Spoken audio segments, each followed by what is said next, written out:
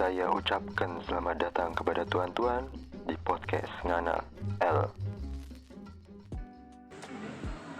Ya, Mas, mungkin dikenalin dulu bagi yang belum kenal namanya siapa? Namaku Ray Demarco dan aku dikenal sebagai seorang dating and broken heart consultant. Aku tinggal di Malang dan sekarang apalagi? Sekarang sibuk apa? Sibuk apa mungkin, Mas? Kesibukannya sih sekarang biasa aku ngasih pelatihan sama ngasih advice ke beberapa orang yang membutuhkan jasaku aja. Dan aku juga sekarang lagi ada sibuk usaha di luar itu aja sih. Dating dan konsultan apa? Broken heart konsultan. Konsultan. Iya, itu seperti apa, Mas? Bisa dijelasin sedikit?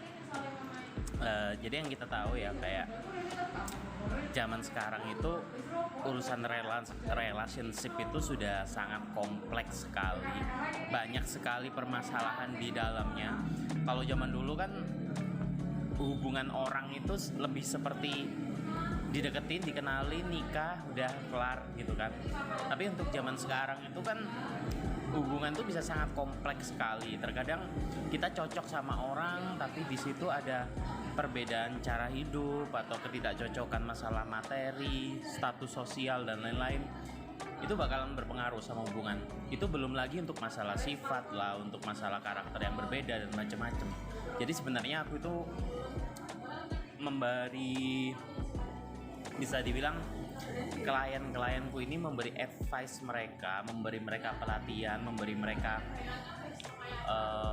saran atau masukan untuk 3 fase hubungan. Yang pertama, mencari atau mendapatkan pasangan yang cocok, yang baik untuk mereka.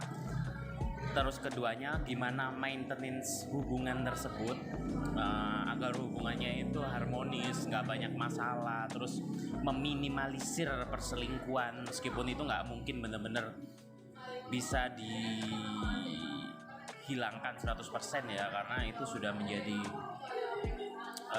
sudah menjadi Fenomena. ya, bukan, lebih menjadi karakter manusia itu sendiri. Misalkan dia memang suka selingkuh, ya memang agak susah untuk dibikin dia nggak selingkuh gitu. Tapi kita bisa meminimalisir bagaimana suatu hubungan itu biar itu harmonis, pasangan itu nggak selingkuh. Yang ketiga, ketika sudah terjadi perselingkuhan atau perpisahan, bagaimana maintenance diri kita supaya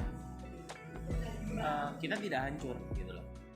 Banyak kasus di mana ketika mereka patah hati, ketika benar-benar sudah sangat dalam suatu hubungan terus patah hati, mereka ini merusak dirinya, merusak karirnya, merusak pendidikannya, mungkin merusak dirinya sendiri dengan cara-cara yang negatif dan lain-lain. Nah, aku mengajarkan mereka bagaimana maintenance kehidupannya, bagaimana menyembuhkan lukanya, dan bagaimana dia bangkit lagi menjadi seseorang yang baru, menemukan pasangan yang jauh lebih baik. Seperti itu. Jadi 3 fase itu yang paling sering aku mentorin untuk beberapa klienku. Awalnya kenapa kepikiran untuk akhirnya aku buka jasa ini deh? Jadi sekitar tahun 2011-2012 itu aku mulai belajar tentang psikologi manusia, psikologi tentang laki-laki, psikologi tentang perempuan, perbedaan mereka itu dalam cara berpikir, bertindak, mengambil keputusan dan lain-lain gitu. Aku mulai belajar tentang itu, terus semakin aku perdalam sampai pada akhirnya aku merasa bahwa banyak orang yang butuh atau ingin lebih mengerti tentang wanita. Waktu itu banyak teman-teman cowok atau lingkunganku nih ya, yang mereka itu ngerasa kayak memahami wanita itu sangat susah gitu loh. Mereka itu banyak maunya, terus susah untuk dimengerti, kenapa yang baik ditinggalkan sedangkan yang jahat diperjuangin dan lain-lain. Banyak sekali permasalahan di situ. Nah, dari pengalamanku, dari apa yang aku baca, aku pelajarin, kemudian pengalamanku sendiri bergaul dengan banyak wanita, akhirnya di situ aku bisa memberi mereka advice bagaimana cara memperlakukan mereka dengan benar. Awalnya dimulai dari situ sih.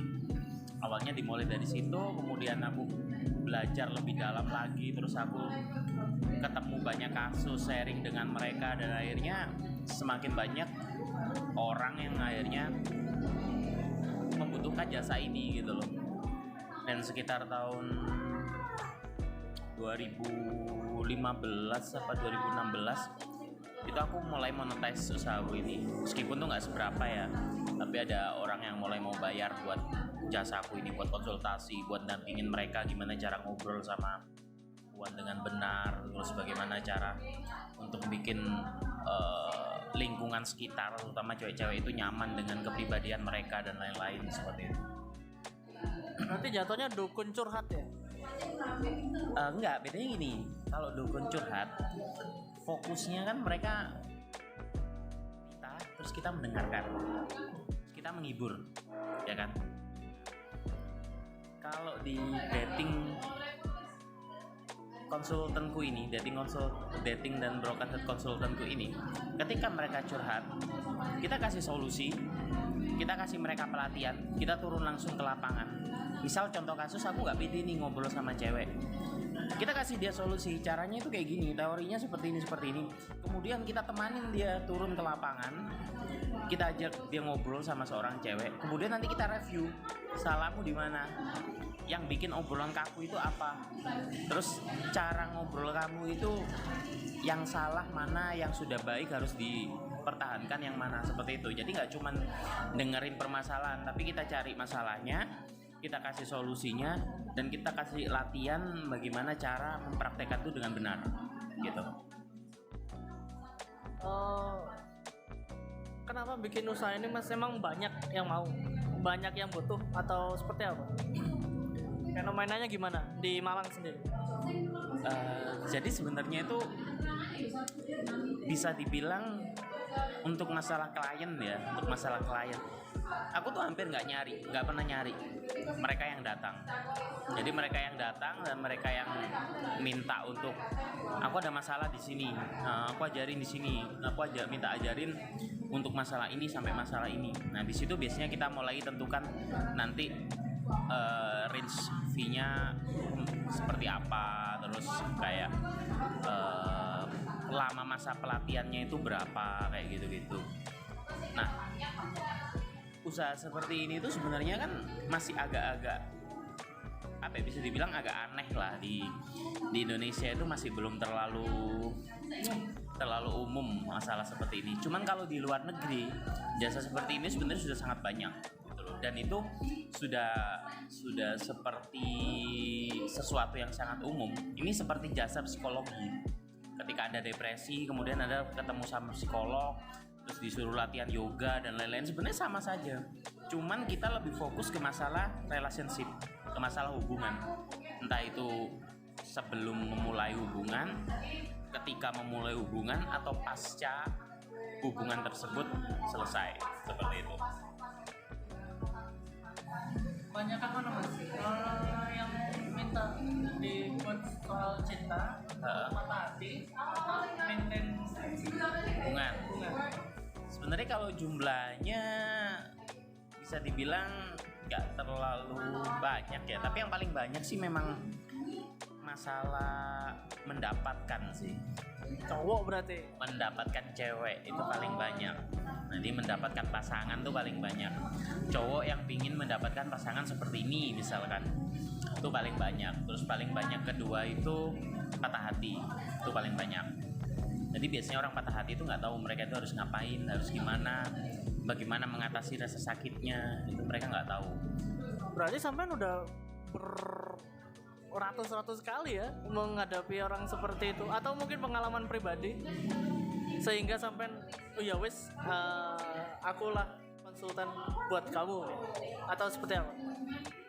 Sebenarnya di awal kenapa aku kepikiran untuk belajar hal seperti ini, itu memang sekitar tahun 2017 2010, 2011 yang aku bilang tadi, itu memang aku pernah